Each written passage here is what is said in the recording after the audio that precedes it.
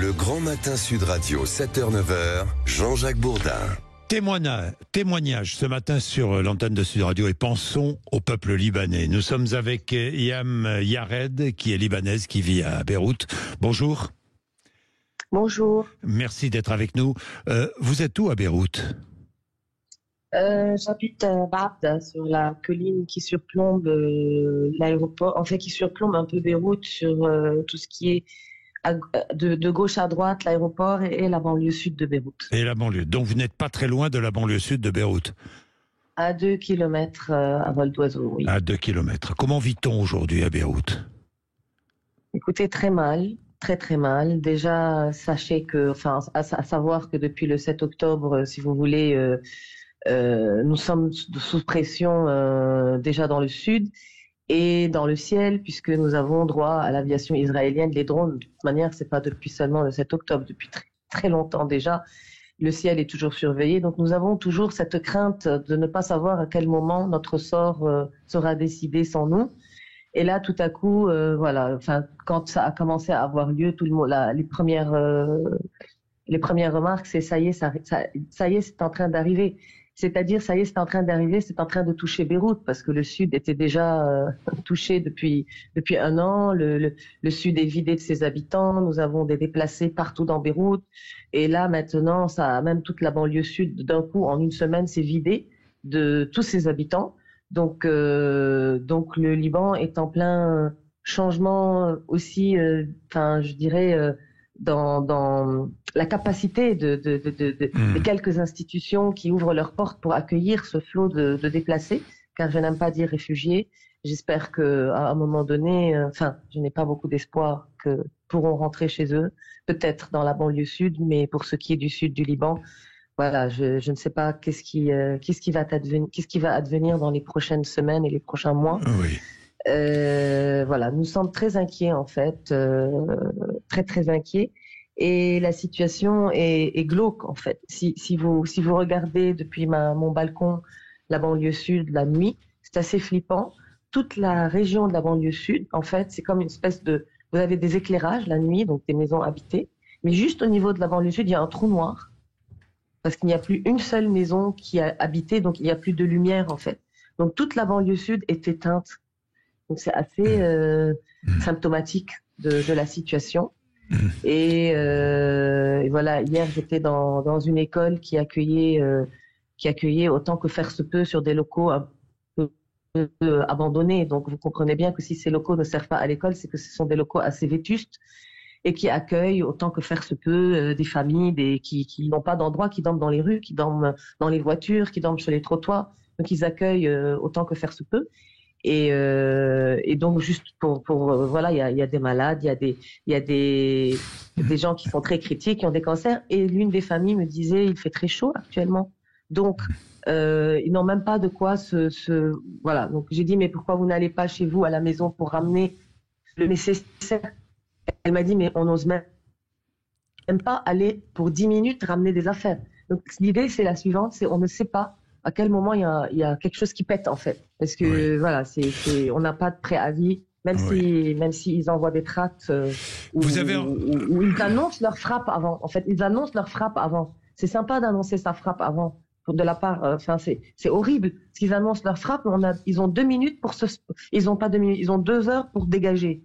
Comment est-ce que c'est humain, cette situation? C'est juste insupportable.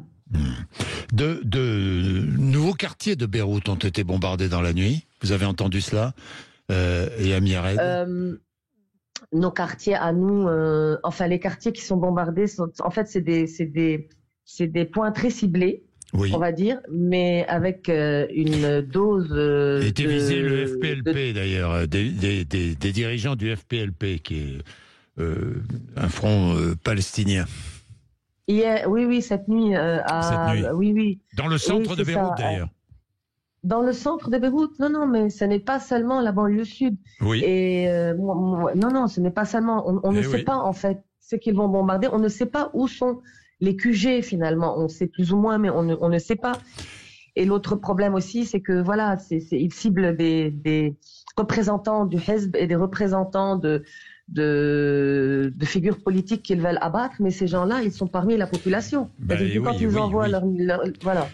Bien, c'est ça qui est terrible. Yam Yared, pour vivre aujourd'hui au quotidien à Beyrouth, comment fait-on ? Comment vivez-vous au quotidien? Les écoles sont ouvertes, les écoles sont fermées. Tout dépend des quartiers, j'imagine. Pour se ravitailler, les magasins sont ouverts, les magasins sont fermés. Tout dépend aussi des quartiers. Si on est en zone chrétienne ou si on est dans le sud, vous me disiez, il n'y a plus rien, il n'y a plus personne. Mais comment vit-on au quotidien? Écoutez, au quotidien, alors au niveau, par exemple, il y a des conséquences au niveau médical, au niveau de pharmaceutique, les produits, comme il y a un grand besoin tout à coup beaucoup plus fort, donc il y a des pénuries de médicaments, donc des gens qui ont le cancer n'arrivent plus à se procurer des médicaments qu'ils avaient déjà des problèmes, qui avaient déjà des problèmes à s'en procurer, parce qu'on est aussi en crise économique, il y a tout ça.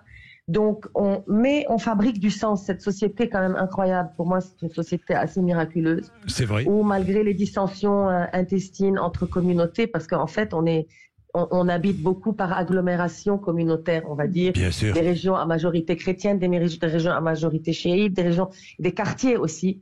Et malgré tout, il y a des altercations, ça c'est certain, parce qu'on est à couteau tiré entre nous, qu'il y a une sensibilité. Il y a aussi, vous ajoutez à cela, les réfugiés syriens qui sont au Liban. Donc il y a beaucoup de dissensions entre nous, mais pour le degré de dissension, moi je trouve qu'on s'en sort très bien. Et donc il y a une entraide. Alors comment fait-on pour vivre? Comment fait-on pour se ravitailler? Jusqu'à ce jour, voilà, il y a toujours... des solutions. Il y a toujours des solutions. Oui, par quartier, évidemment, par quartier. Le Liban a toujours... Yam Yared, ce Liban, il y a eu l'hégémonie chrétienne, puis les sunnites et puis les chiites, parce que ces derniers temps, c'est le Hezbollah qui dirigeait le Liban, disons-le. Oui. Vous êtes toujours, si j'ai bien compris, embarqué dans ces conflits communautaires qui détruisent votre pays. Exactement. Chaque 15 ans, enfin, on appelle ça un peu la malédiction des 15 ans. Chaque 15 ans, il nous arrive un truc. Oui. Et c'est vrai que, voilà, on va dire, il y a eu d'abord l'hégémonie chrétienne, puis il y a eu la mort de Bachir el-Jmaïl, le représentant. Chaque fois qu'il y a eu une communauté qui a voulu, en fait, imposer son hégémonie, son chef militaire a sauté.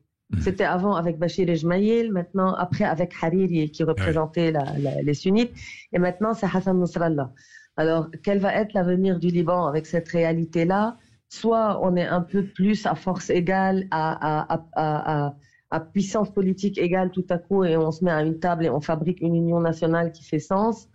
Soit on nous annonce le successeur de Hassan Nasrallah qui n'est pas